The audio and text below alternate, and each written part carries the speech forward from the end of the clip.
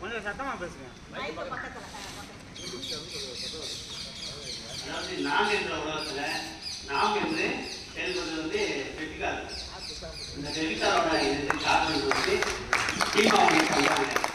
என்ன பண்ணாங்கன்னா கோவில் தரிசனம் பண்றோம், அது போக மரக்கன்று நடுறது பண்றோம். இப்படி நிறையா வெற்றிக்காரோட காரணம் பண்றோம்.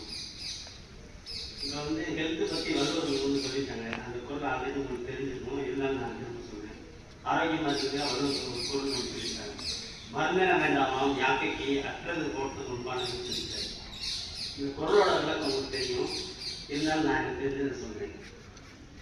நம்ம உடம்புக்கு மருந்தே தேவைன்னு நல்ல சொல்லியிருக்காரு. அது எப்போ அப்படின்னா நம்ம பசித்து சாப்பிடும்போது நம்ம உடம்பு மருந்தே தேவைங்க. ஏன்னா நல்லா ஜீரணம் பண்ணி நல்ல கழிவாக வெளியேறினதுக்கப்புறம் நம்ம உடம்பு ஆரோக்கியமாக இருக்கும்.